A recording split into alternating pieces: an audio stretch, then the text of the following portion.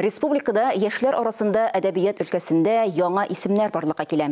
Билгеле, бу уңай күренеш. Татарстан язучылар берлегендә дә яшьләр иҗаты буенча фикер алыштылар. Очрашу Казанның татар китабы йортында узган яңа исем остаханәсе утырышы белән дәвам итте. Әдәбиятта үз исемен ишеттерергә теләгән яшьләр бүген нәрсә язасын дигән темага фикер алышты. Утырыштан Фәннур Хәсәнов язмасы. Бүгінгі күн татар әдәбиятына келуші яшьләр бармы? Әдәбиятта үз исемен ишеттерергә теләгән яшьләр алар нинди темага иҗат итәргә телиләр? Яңа әсәрләр басыламы? Һәм башка шундый сорауларга Татарстан язучылар берлеге бинасында һәм Казанның татар китабы йортында җаваплар эзләделәр. Безнең инде барыбызга да таныш гыйбарә бар. 20 яшьлек язучысы булмаган әдәбиятның киләчәге юк дигән. Әдәбиятның киләчәге булсын өчен анда яшьләр булырга тиеш, яшьләр килергә тиеш. Шул вакытта гына без инде киләчәккә өмет белән карый алабыз. Һәм инде язучылар берлегенең яшьләргә игътибар итүе ул әлбәттә табигый. Менә бу яшьләрне безнең бәрбер дә берләштереп, Союзга язучылар берлегенә якынайтасыбыз килә.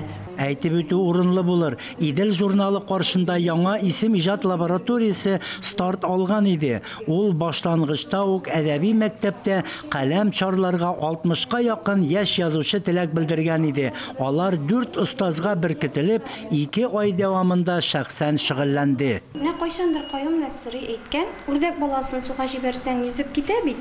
Татар теле мөхитендә үскән балаларга да татар телен укытырга кирәкме дип. Кирәк әлбәттә. Менә безнең әдәбият бүген татар телендә әдәбиятны да үрдәк балалары түгел инде. Безгә аларны яңадан өйрәнергә кирәк. Югалтып барабыз. Бу сер түгел. Яңадан өйрәтергә кирәк. Шуңа күрә без әдәбият, татар әдәбияты белән кызыксынган һәр бала өчен көрәшергә тиеш. Бу көннәрдә инде әзер иҗат белән остаханә утырышлары дәвам итә. Алар ачык форматта узды. Шундый чаралар оештыру ул беренче чиратта яшь буынга ярдәм итә. Нинди дә булса әсәр язганда, гомумән шушы юлдан барганда яшьләргә киңәш кирәк. Һәм менә дөрес юл күрсәтер кешеләр булуы бик сөендерә бүгенге көндә.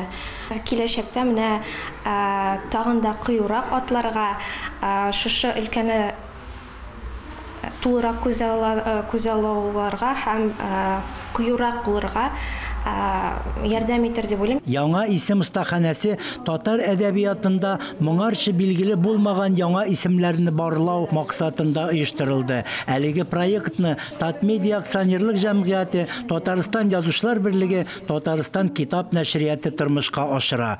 Фәннур Хәсәнов, Дамир Мөхәммәтханов, Татарстан яңалыклары.